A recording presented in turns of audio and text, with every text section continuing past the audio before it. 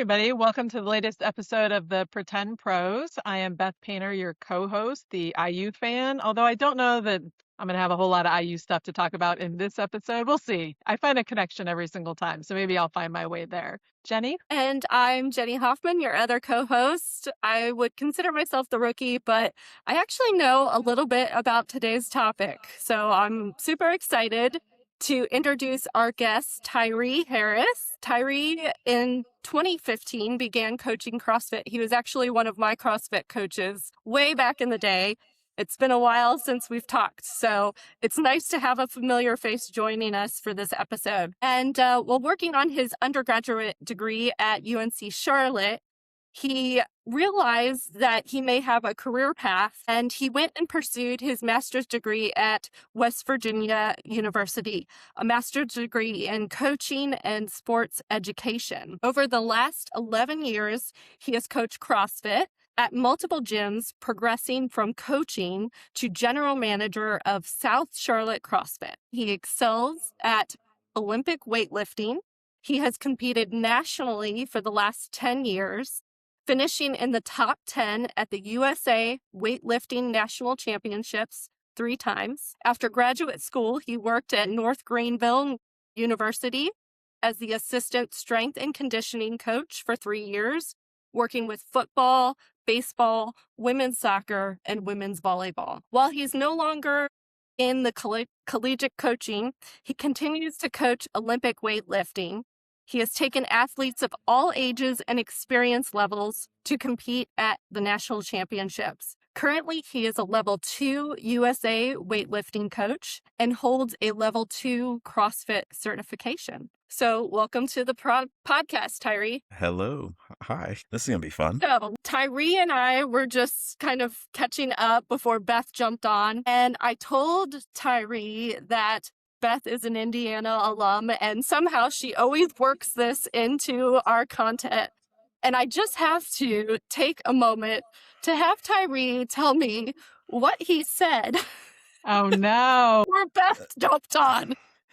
I hate IU with a passion. That is What? the one university in the country that I hate with a passion.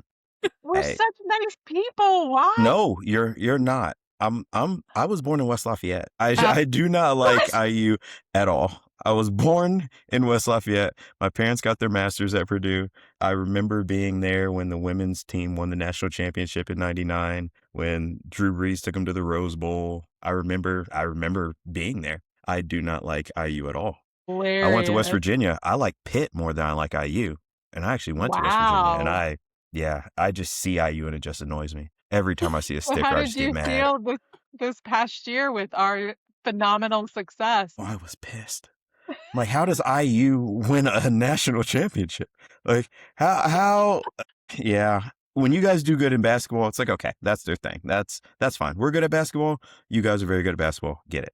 But football, We will not talk about IU a lot because it drives Jenny crazy. But I will say, like, to your point, we went from having the most losses in college football history ever, since the beginning of football, to winning a national championship. So it actually drives me a little bit crazy that Purdue is significantly better at basketball than we are right now. That annoys the crap out of me. But I'll take our national championship in football if that's all I've got. Yep. So that's hilarious. I can't even say it. When it happened, the whole time I was just saying, there's no way this is going to happen. There's no way Me they're going too. to get one. And then, Me too. they lucked up. All right, so that's our IU content for those of you that listen. I did And not then think she I was wore going the to find shirt. any connection. She pops She on the wears the screen shirt with every the shirt. day. I saw the shirt. I'm like, you're kidding me. I can't. Every episode. Yeah, every episode she has a different Indiana shirt, so that's her thing. But the moment Tyree told me that before you jumped on, I was like, you got to save this content until we're recording because Beth, she's going to love it. Oh, yeah, no, that's just the one Alrighty. school. That's the one. Yeah, I mean, that's like well-earned hatred, so I'm okay with that. So anyway, not the topic of today's conversation. So let's go ahead and get into talking about some Olympic weightlifting and strength and conditioning. So my first question, and I know the answer to this, but I know Beth, we were talking about it earlier, and she probably doesn't know, and probably some of our audience members don't know either. Can you explain the difference between a snatch and a clean and jerk? Like to someone who's never heard of these terms or seen these Mm-hmm. movements? So snatch is taking the bar from the ground to overhead in one movement. Okay. Clean and jerk, you'll take it from the ground, you'll bring it up to your shoulders, and then you'll go from your shoulders to overhead. So since there's a pit stop in between the overhead, your hand placement's a little different. Since your hand placement's a little different and you're stopping at the shoulder, the clean and jerk is heavier. And can you explain what happens with your feet too in a clean and jerk? Yeah. So your start position is going to be the same in both. Normally feet under your hips. Once you get to the shoulder on the clean and jerk, once you drive, that's when you're going to split your feet, 1 foot forward, 1 foot back, lock the bar out overhead, and then you'll bring your feet back together. I can see why you're a coach. That was a very good explanation. Like, I actually understood what you were saying. So, and Good. I'm assuming in a weightlifting competition, those are two different events. I don't even know if that's the right word. So you'll Okay. get 3 snatch attempts, and then there's a 10-minute break, and then you get 3 clean and jerk attempts. And your Okay. score is your heaviest made snatch plus your heaviest made clean and jerk combined. Okay. Are those the only 2 lifts that people are normally doing Yeah, at competition? In competition, those would be the only 2. In training, we'll do a bunch more. I normally tell people snatch and clean and jerk doesn't make you strong. Snatch and clean and jerk shows how strong you are. So in training, we'll do everything else. You'll squat, you'll do pulls, you'll do tricep extensions, you'll do way more things in training. And all of those are just to make you strong enough to be good at snatch and clean and jerk. So for someone who's never touched a barbell before, what is harder to learn first, the snatch or the clean and jerk, and why? Okay, I am the weird guy. Most people pick up clean and jerk much easier. Personally, I found snatch easier, and I think my coach also found snatch easier. Other than us two, I can't name anybody else. So we'll go with the 99% think clean and jerk is easier. Most of the time, it's because they're not going straight overhead. So you have certain percentage that's just scared to swing a bar straight overhead. It's also a wider grip. So they're not as strong. It just feels weak because you normally don't grab things as wide as your arms go. With the clean, the bar is also a little closer to you. Since your arms are tighter in, you can muscle it a little more. You can bend the arms a little more. So for somebody who's brand new, that one's a little easier for them to start with. So I think Jenny said you train like all different ages for weightlifting. So like, what's the youngest that you would be training? The youngest I've had was probably 10 when he started coming to House of Okay. Weightlifting. But at that time, my coach also had his kids there, and they might have been 3 and 5 at that time. Wow. Wow. So, So, like, what what is kind a of 3 and 5-year-old doing? Yeah. Yeah. Wait. So especially for them, it's just moving, right? So you have little kids and you just need them to learn to be athletic. So you have them doing box jumps and then running back and forth and then just standing up with the bar, or do some box jumps and then practice feet work and then run a lap. It's really just getting kids to move and then just giving them little nuggets. If you got little nuggets on how to hold the bar when you were 3, you'd hold the bar really well by the time you were 10. So the 10-year-old, like, what kind of weight would that person be training with? Like an average 10-year-old. Yeah, I think Braden's a good example because, I mean, he came in, like, this was the first thing he did. I remember him cleaning around, like, just over 100 pounds. So I Okay. remember he was just over 100 pounds. And then he got older, and then puberty hit, and that changed. And then since he moved so well and he had done it for so long, he just spiked. It was the day before I moved to West Virginia. He competed at nationals that year, and he was 11. He might have been 12. I think he was 11. And he PR'd his clean at 190 pounds. Wow. Wow. And then a year and a half later, puberty hit, and his dad sent me a video of him cleaning 250. It just spiked, but he had learned how to do the movements. He had years under his belt by that time. So he's in the high school weight room just killing everybody. So give me like a reference point. What's your PR in those two Uh, events? My best snatch in pounds is 291, Okay. and my best clean and jerk is 351. Wow. Okay. Yeah. That's awesome. It gets addicting. It gets fun. So It's weird to learn, and then it gets fun. yeah, Okay. I will tell you the 4 or 5 years I did of CrossFit, never could figure out those moves to save my life because I was one of those people that did not like bringing the bar above my head. And I feel like with those movements, people don't talk about the mobility that you need to have. Just Yes. the arm mobility to be able to bring your shoulders back that far and over your Okay. head with that kind of weight. There's so much more about the technique that kind of goes into a movement like that. Mhm.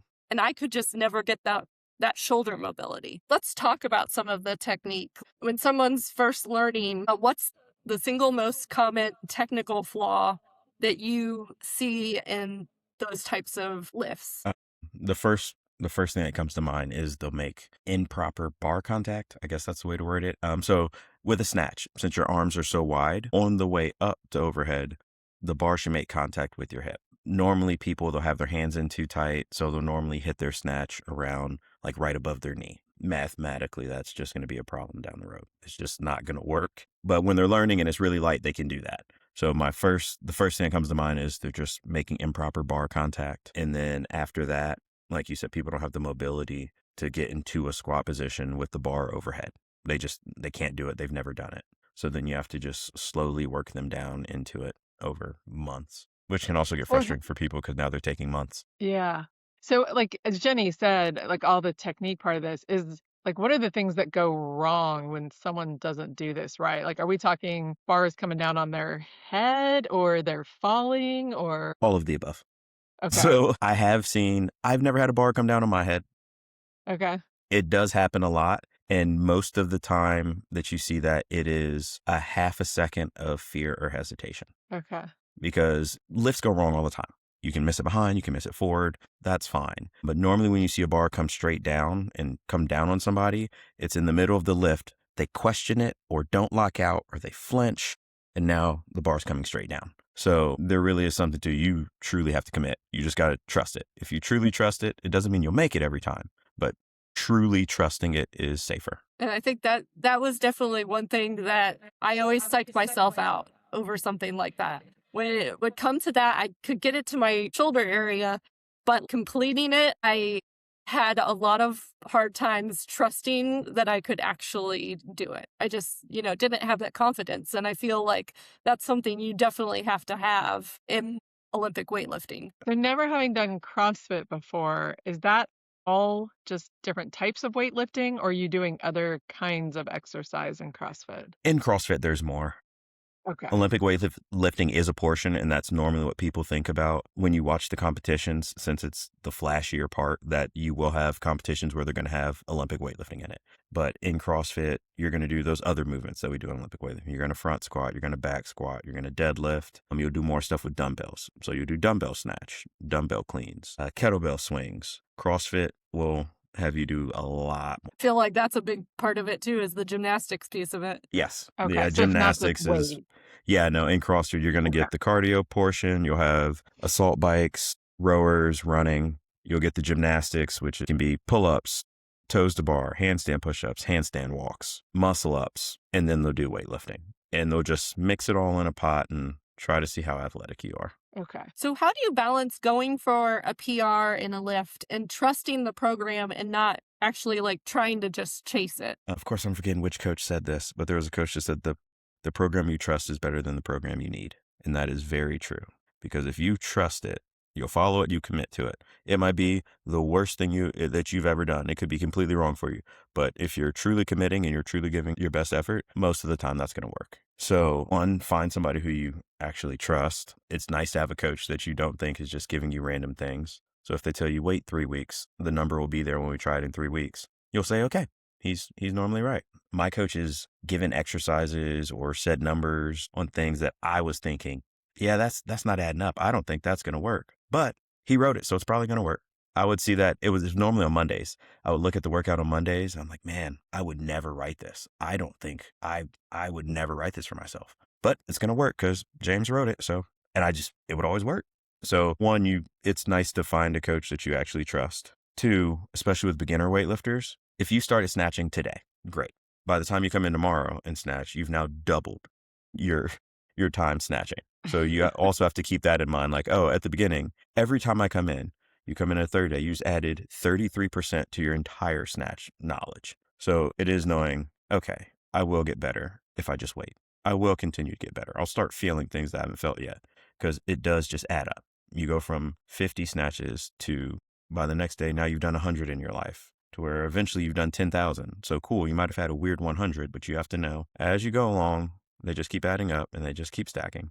So the repetition is, obviously helps with the muscle memory. Yep. Is everyone you're training now trying to get to nationals, or are there people who just weightlift to weightlift? Yeah, no, some people just do it just because they like it.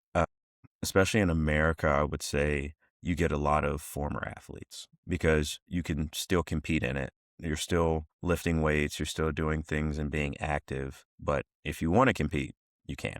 I don't know what the number is now. I know it used to be the top 6% in the country was all that would qualify for nationals. So most people coming in aren't thinking, well, let me not say, a lot of people come in thinking, oh, I'm going to go to nationals. And then after about a month, they're like, oh man, okay, maybe not. Maybe I just want to do weightlifting. And there are other levels. They have local meets everywhere. You can do a meet in your city. You can go to a bigger city, drive to Atlanta, do a meet in Atlanta, go to Nashville. So there's different levels. You can compete no matter where you're at in weightlifting, which is good. So nationals isn't always the end all. I would say half of the people I coach now aren't worried about nationals at all. Okay. And what does that cycle look like of training if you are training up for the nationals? Like how far before nationals are you actually starting to train? So weightlifting is, you will lift year round, right? But you're not always grinding year round. I would say for me, I would really start focusing and really caring more the last 3 months. The 3 months before, that last 12 weeks is when I'm like, okay, everything needs to be perfect. This is when it needs to be perfect. And then how do you qualify for nationals? Is it at the other events that you were talking about? So you can go Okay. to any meet, you can do a meet in Charlotte or whatever city you're in, and there are certain number totals that you have to hit. So based off of your weight class, you might need to accumulate 660 pounds between your snatch and your clean and jerk combined. And then that qualifies you for nationals. And then are you competing?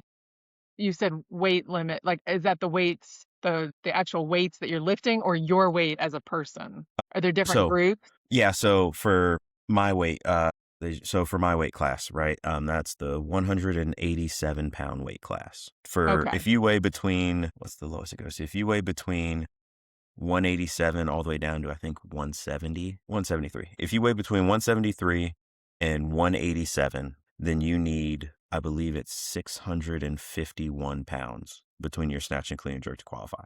If you're heavier than Okay. So me, you need a little there's more. different If you're groups. if you're lighter than me, then you need a little less. But that's about the window. So it's more about your weight versus like your age then. Yes, they do have age groups.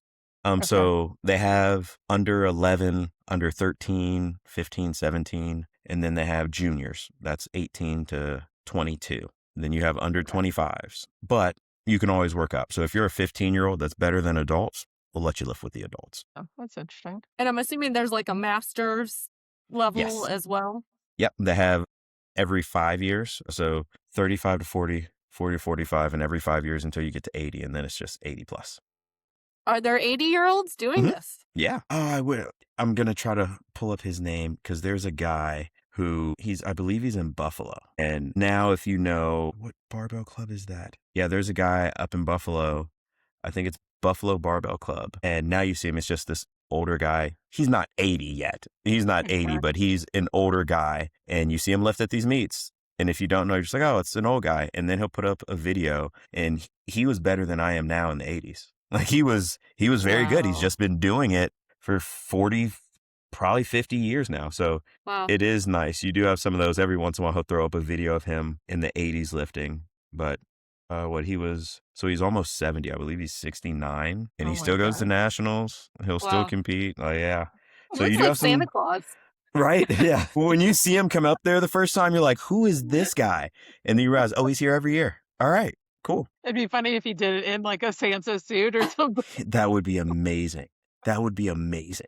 I bet the So- outfits from the 80s are pretty funny in like his old videos. I have a friend who bought an old, I think it's 70s Soviet singlet that is just like a stringer here with no legs. And it's crazy. And I don't even think technically he's allowed to wear that anymore, but it looks so wild that people let him do it. Like it's crazy. But yeah, the old singlets, it was different. It Yeah. looks crazy. So The mental side of just stepping up on the nationals platform, and I don't know how many people are in this audience watching you, but I imagine there's like quite a few. What are the nerves and what's the routine? And has it gotten easier for you because you've done it a couple times now? So it is going to be different with each person. I was just there this past week with somebody, and this was her first time. There's no right way. Some people get really hyped as soon as they wake up, and they're locked in and they have their headphones in and they're watching videos and they're locked in all day. And then you have the other ones that just wake up like, oh, I might go get some coffee today. What do you guys want to eat? And that's how she was. And if that's how she is, great. For me, I don't sleep the night before. I wake up at 4 a.m. and I just start watching videos of my favorite lifter. Like, all right, do it just like that. You'll be fine. So it never changed for me. I was always just really amped up and hype as soon as I wake up. My coach was the opposite, and he was chill. So I know some people just get used to it and do it less and less, or feel less and less anxious when they compete. I like the nerves because I view it like, yeah, I'm nervous because I'm about to do something I don't do every day. Good. Do better than you normally do. I feel like I've heard it somewhere, I don't know, but I've heard people say that if you're not nervous about it, then you don't really care about it. Like, if you're nervous, it's a good kind of nervous and you care and you want to perform and you want to do well. So I had the kid that I talked about, the 10-year-old, he would always come and lift in the morning. And in the morning hours, it was normally... It was mothers. Like, so he's 10 and there were a few 30-year-old women that would lift around that time. And that was fun. That's just who he normally lifted with. And then one day it was a heavy day on the program. So he came in and he waited to come in that next day with the rest of the guys. And he's a good 10-year-old, but a 10-year-old versus 30-year-old men looks a little different. And everybody was happy. Like, it was a good vibe. Everything was cool, but he hadn't been thrown into that yet. So he came there and I'm the only one, I'm his constant. So I'm there and he's going for a PR clean at 112 pounds and he hits it. And then he looks over at the bar next to him. And then I think Carlos hit 365. And then after Carlos hits it, everybody's like, all right, Braden, your turn. And you can see the kid visibly shaking as he's sitting there. And I saw it and I wanted to say something and I waited. And then he PR'd his clean again. And then the other guys went. And now it went from one leg shaking to both legs shaking. And then he hits another PR. And then I see his leg shaking and his hand shaking now. And then I was like, okay, I need to go say something to him. And this was a very quiet kid. And as soon as I woke up, I was like, hey, Bray. And he just cut me off. I can't stop shaking. I don't know why I'm shaking, but everything's shaking. I was like, good. And I just looked at him, said, it means you're ready to do something that you don't normally do. When you start shaking, it's not bad. It means I'm ready to do something I don't do every day. I said, you've made every clean you've gone for and you've never even attempted those, right? He's like, yeah. I was like, okay, so it's good. And I told him that at the right time in his life because he had a meet probably a year later and I wasn't there. And his dad told me, he was like, yeah, you start shaking. I was like, are you good? And he said, yeah, Tyree said, this means I'm going to do good. I was like, yeah, that's awesome. yeah. So it's some people, it freaks them out. For me, I love it. I'll start shaking. I'm like, oh man, I guess we're about to ball out today. Like, great, let's do it. But other people I know, some people just want to be calm and want to think about it. No, turn the music up, let me shake and we'll hit something. Can you actually listen to music while you're doing it, not just before? In competition, no. Okay. So yeah, in competition, no headphones. For beginners, I would normally say don't wear headphones. Because there's also a rhythm and it's nice to hear weightlifting. There are certain sounds that you need to hear. You'll hear the tempo in good lifters. I don't need to watch somebody and I can tell you if they made or missed the lift. Sounds different. Like the cadence is going to be different if they made it. So you can hear that. And for a beginner, they can't hear it. If they're not looking, they don't know if you made it or not. But I can hear it say, oh, he missed that. Okay. You'll pick that up if you're listening to it and you're trying to listen to it. You don't need to overdo it, but just sit with it every day and then you'll start feeling it. So for beginners, I would say don't wear headphones, but then, I mean, I'm 12 years in, like, yeah, I'll put headphones in now. So what's your go-to music? Because before you go up there, I know we said don't listen to music, but you're not a beginner. So what are you listening to amp yourself up? So first off, I listen to a lot of different music, but if I'm going to lift, I need somebody either screaming or gunshots. It's got to be super aggressive. I don't care which one, but it could be System of a Down, or it could be Future or Lil Durk. It needs to be something aggressive. It needs to be something with somebody screaming. If I'm having a chill day, every once in a while I do Tear Up Tuesdays and listen to sad music just because it's calm and it's nice. But if I'm competing, yeah, it's going to be very aggressive. I like that. Tear Up Tuesdays. Oh yeah, I'll put on some 90s R&B and start singing while I'm lifting. It'll be great. Because you said you get like a little more amped and anxious, of the different types. So I actually thought you were going to say the opposite, that you needed something to like kind of help you kind of come back down to, sort of Oh no, I level, but I lean guess into it. not. Yeah, no, I Yeah. lean Okay. into it. That's cool. So any more Olympic lifting questions, Beth? No, at least I didn't ask what's weightlifting. So That's fair. That's fair. Most people that either call it powerlifting or don't know the difference, they're different. Our yeah. training, which Okay. I get, like they'll see on Instagram, oh, they're squatting. They're probably powerlifting. It's like, well, no, not really, but I see how it happens. I see the confusion.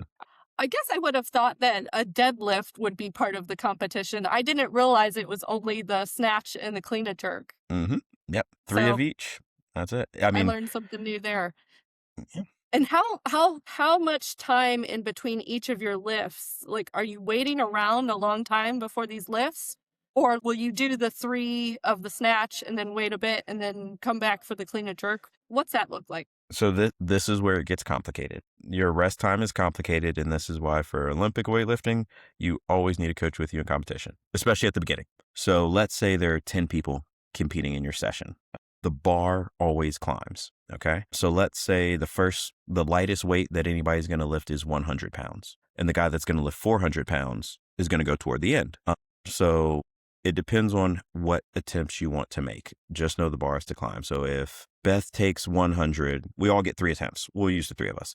Beth takes 100, I take 120, Jenny takes 130. Oh, Well, now I decide I want to wait. And then Beth says, cool, I'll take 135. And then Jenny goes 140. And then I say, I'll still wait. Then Beth goes 160. Jenny goes 170. And then I'll come out for my second attempt to say, cool, I'll just take 250. So it's as long as the bar keeps climbing, it doesn't matter. And that's where it gets weird. You might wait. You might have to follow yourself if everybody's just way stronger than you. You might have to follow yourself if you're way stronger than everybody else. That's where it gets weird. So you never know exactly how long you're going to have to wait. So in that example you gave, say I wanted to do 180, do you have to say, hey, I'm next and I'm doing 250? So I can say, oh, wait, no, I want to go before you because I can't do 250s. Well, yeah, you don't, since the bar can't go down ever, you would have to go before me. Yeah. So you would have to, as soon as you're done, you would have to go in there and say, hey, I want 180. I'm not taking 250. But so the other people know that you're going to do 250. So it's not like you get up there and say 250 and then I'm like, oh, I'm in trouble now. I can't. No. Okay. Yeah. Okay. Your numbers, and all the coaches can see the numbers on the board, and you have to say what your next attempt was. So after I took my 120, I said, I'm going to 250 next. Okay. And then you guys can sit there and battle it out. Or you could decide, you know what, I want to try 270 and I'll make Tyree go out. Okay. So you get 3 attempts. You can put it in whatever order, but that's why it gets really complicated in competition. So when I'm competing, I don't look at that. I don't look at the board. I don't see any of that, because then that's where it can also get fun as a coach, because you start playing mind games and like, oh, cool. Well, I want to burn Beth's rest. I want to make it to where she has no time to rest. So when I'm competing, I sit back. I let my coach do it. When I'm coaching, Angie, you go sit over there. Don't look at the board at all.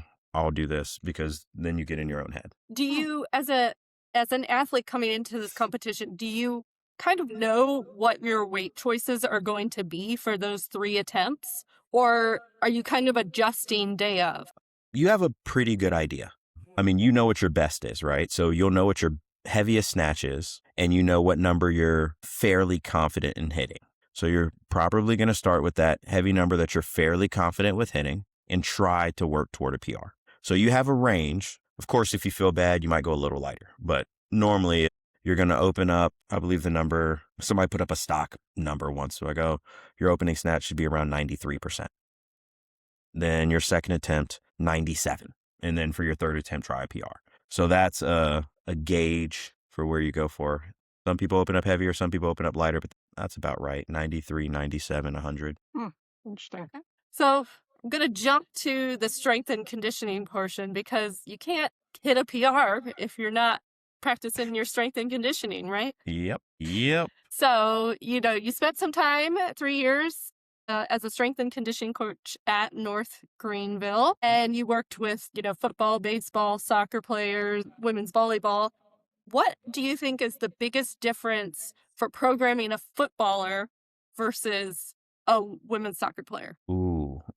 So yeah, they're different. One, I would say the first thing, the biggest difference is the mentality. I would say that with women's soccer, my first thought was always to fill the gaps, right? So you don't have a football player who will snap his arm when he falls and nobody falls on him. He doesn't just fall in an open field and break his arm, or have somebody slide into him and he breaks his shin. Women's soccer, you will. So I would give them a little more upper body stuff, which you didn't have to tell the guys to do extra upper body stuff. They were going to do it.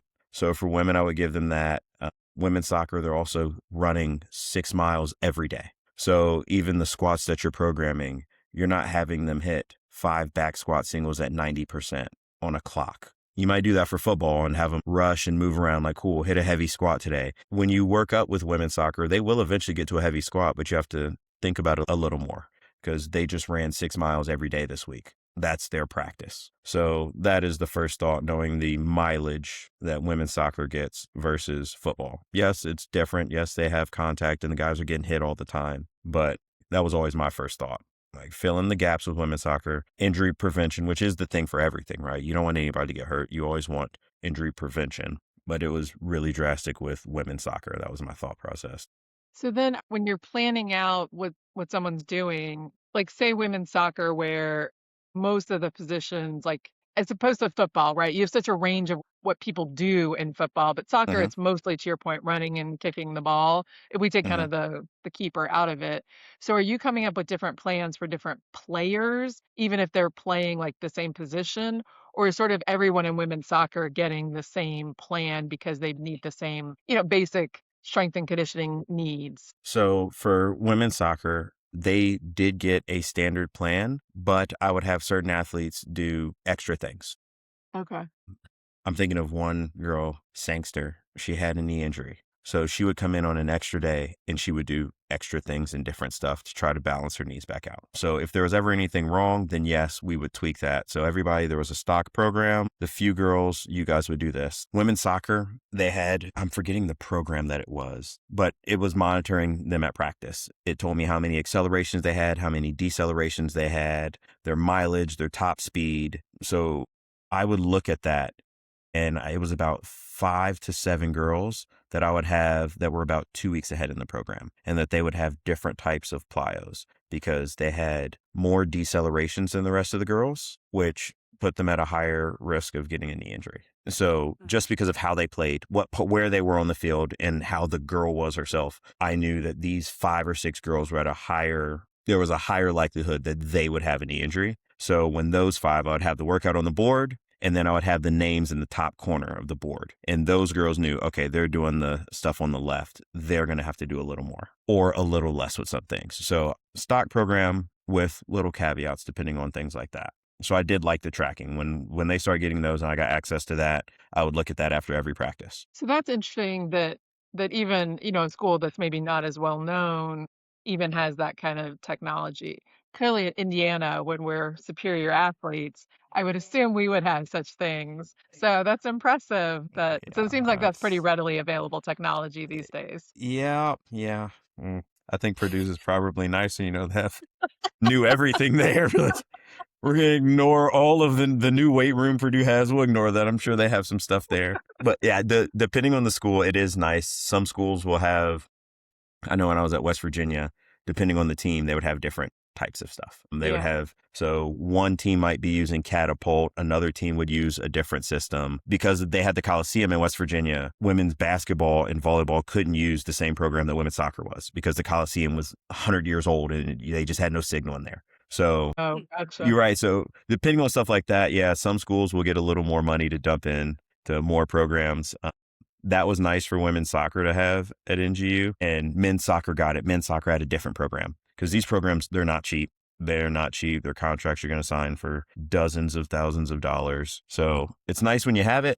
I mean, they didn't have this 40 years ago, so you just figure it out. Like, again, I had data telling me this girl had this many decelerations. This girl had 7 times as many decelerations as her. Okay, well, I know that. Or back in the day, somebody would just sit out there with a clipboard and just mark it. Like, cool. So there's always, they figured it out back in the day, but now it's much easier. Yeah. So what's the number one thing that you'd say that you see people going to the gym, not even athletes necessarily, just regular people in the gym that are doing wrong with their programming and strength and conditioning? Like, I'm going to take notes. As much as I enjoy AI and ChatGPT and all of these new things, whenever people ask ChatGPT to give you something, it just destroys them with volume. If you ask for a leg day, it's going to say 3 sets of 10 back squats, followed by 3 sets of 10 front squats, and then 3 sets of 20 step ups. It's just wild numbers. So normally there is no progression. Normally they'll come in and they'll do 3 by 10 every day, all the time. And then the next day they'll say, I feel like doing a heavy single, and just go for a single. And then jump right back to, okay, I'll do 3 by 10 again. So there's not any structure. There's no plan. They're not building on anything, which it's good they're being active. So I'm not mad about that, but they're not really getting better. They're just maintaining what they already have. And I would say that is it. It's not intentional. It's just lack of knowledge. They're going in there trying to work out, which is good. I mean, I look back at some of the stuff me and my friends did, and it was very stupid. We just didn't know. We just went in there and we went hard. Like, that was all we knew. Just work out, go really hard, and it'll work out. So that is it. It's people just not knowing and just trying to do things, or seeing something that one guy did on Instagram, so they try it. And then the next day they'll do something else somebody else did. Well, that guy you looked at had been doing things for 6 weeks to build to that day, and you decided to do his hardest day and then jump to somebody else's hardest day. That's where the issue is.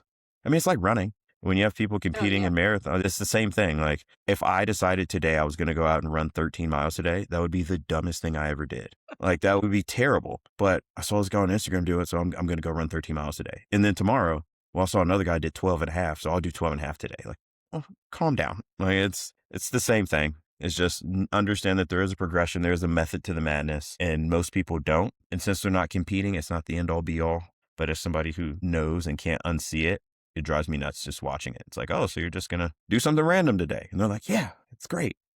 Okay. So what is the biggest do that you would give someone that maybe is only in the gym 3 days a week to train? Mhm. Like, what should those days always include? If you only have 3 days, I would say 1 day squat.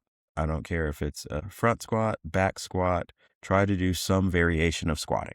And even if it's, so would that be even without weights, just Yep. body Yeah. squats? The load is irrelevant.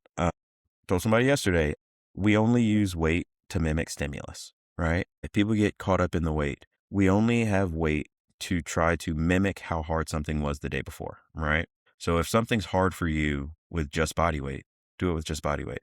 And then the next day, it's not going to be as hard with just body weight. So then you can add 5 pounds. So don't get so caught up in the weight, especially if you're not competing. It is trying to progress. Progression is the point. So if it's just body weight, one of those days squat. The next day, do something upper body. It can be bench press. It can be shoulder press, but do some type of pressing with the upper body, do some type of squatting on the other day, and do some type of pulling. Just do those 3. Those are the main 3 for a reason. And that's powerlifting.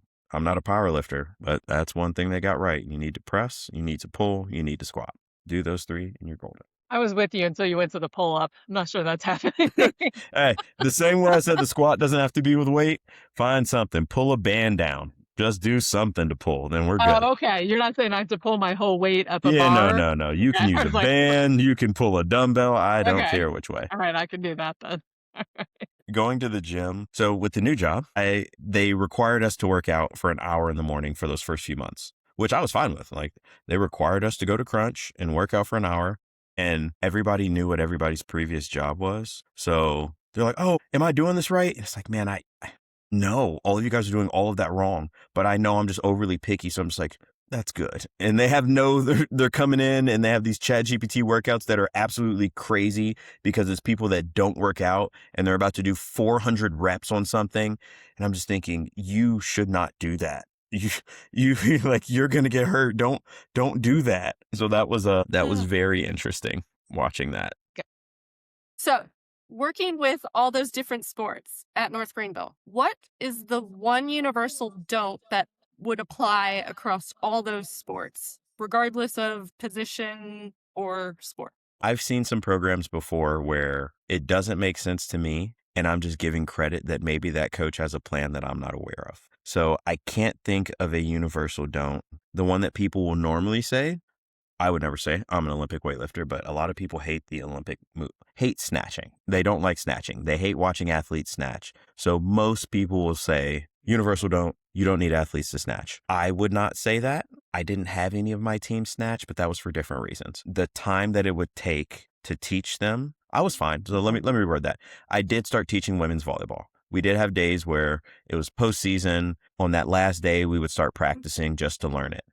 But it was never the main movement for them because the amount of time it would take for them to get the response that I wanted from that movement, it was going to take too long. So I'm not saying don't teach them. I'm saying just think about where you place it in the program.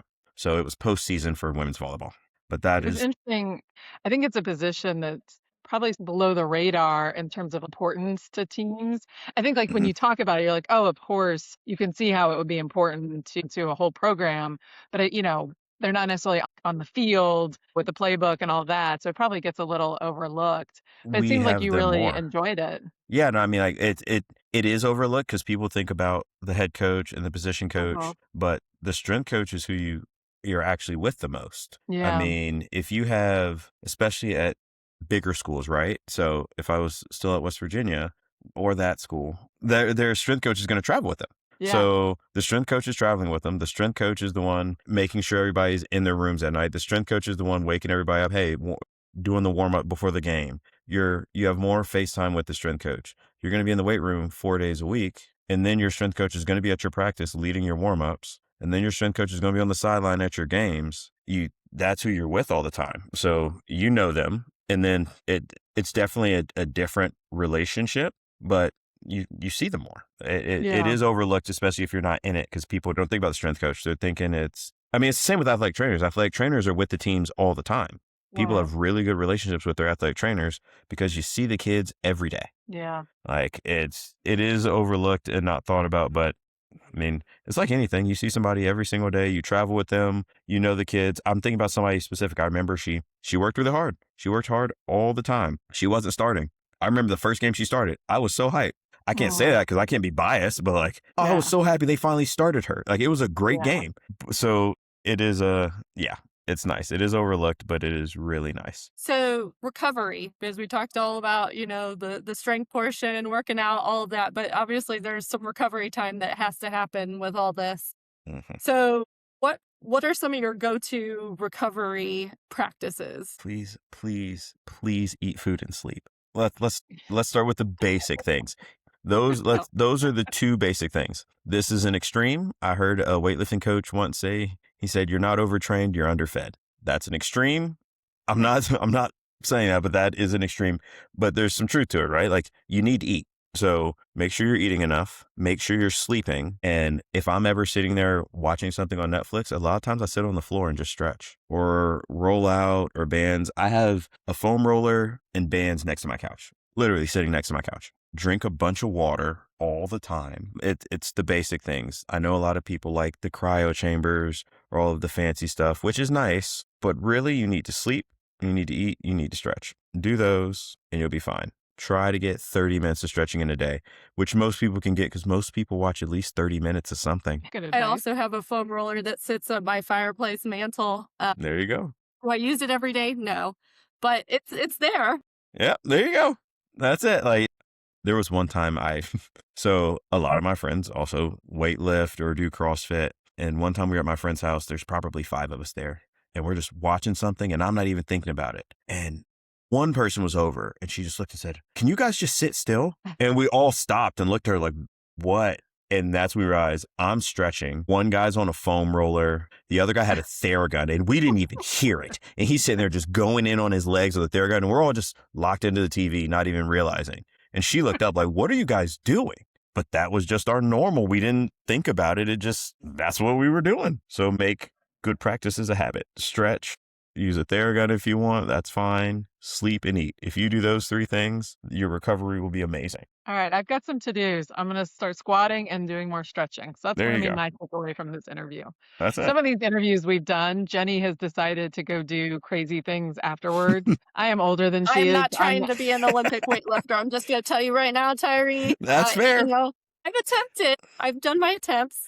Yep. Yeah, you've at least gone to CrossFit. That's definitely not happening on my side, but I am going to start doing a little more squatting, and I am going to do a better job about stretching. Yeah. So I like to stay on the tamer end of the conversations that we have versus Jenny's. I'm fine with that. Consistency. That's all it is. If you squat once a week for the next 5 years, you've squatted 250 plus times. That's it. All right, that's a good point. Yep. Once a week. Okay. And I think some of that too is functional. I mean, some of what we're talking about is functional, like squatting, being able to get yourself in and out of a chair when you're older. That is squatting. Maybe not as low, but there's that component to it. So there was a study that said, I want to word it properly, but it was basically saying there was a direct correlation between max back squat and life expectancy. And at first, of course, when people for sure like, okay, cool, I'm going to start squatting a lot. And then I thought about it, and I think it's all of the other things, right? You don't just get a heavy back squat overnight. It's years of consistency. You have to eat. So they're eating, they're nourishing their body. They have to be drinking enough water. So it was all of the things that helped them get the back squat is what was giving them that life expectancy. It wasn't just squatting. It was everything wrapped around. They were eating. It was a consistency in working out. So just keep that in mind. It's not just the one exercise. It's all of the other little things that gave them that life expectancy boost. All right. The question I would ask, and I've been asking it to a bunch of other athletes that have been on the podcast, for someone who may want to pursue Olympic weightlifting or even nationals, what would you say to that person? I mean, do it. You have to give 2 months and a coach. It has to be 2 months with a coach. Do that. You can give 2 months because 2 months is going to pass anyway. Everybody doesn't have to stick with it. My best friend started with me. He does not do it. He's still active. He still does things. Just wasn't for him. And that's fine. But give it at least 2 months and give it 2 months with a coach. If you do those 2 things, you'll know pretty quickly whether let me not say pretty quickly. By the end of month 2, you'll know. Because that first month, everything's new. You don't know what you're going to be doing the next day. Toward the end of that second month, you have a pretty good idea. So just if you're on the fence, give it 2 months with a coach. Okay. That's good advice. Everything's hard when you start, right? So So don't just assume it's not going to also be hard, right? It's hard for different reasons for different people. Yeah. I know some people want to go to powerlifting, which is fine because the intensity is higher right away. For Olympic weightlifting, you have to learn how to move the bar. So some people get into it and they say, oh, well, it's too slow. Or this isn't hard enough. Like I don't feel like I'm working out at all. For some people, it's that portion. For other people, like, well, I don't think this is going to make me strong enough. And it's too nitpicky of a sport. I just want to be able to pick it up and put it down. And all of those are valid. Like I don't have a problem with any of those. Weightlifting isn't for everybody, but I do think everybody should try it for 2 months. Try it for 2 months with a coach, and then you'll know. There you go. Beth, you got any other questions? I don't think I'm going to start Olympic weightlifting, but I am going to do a better job at working out more consistently. So there we go. Consider yourself Consistency is key. inspiration. There we go. There you go. Awesome. Well, Tyree, thank you so much for joining us. It has been a pleasure, and we wish you continued success. Yeah, it was very nice meeting you. Despite your distaste for Hoosiers. Well, you guys lucked up this year. It's fine. No, it's fine. You had a good year. I'll let you have it. We're going to revisit this next January if there's a second championship. Well, man, yeah, I think we'll be okay. I don't think we'll see that again. Once in a lifetime. It's a once in a lifetime thing.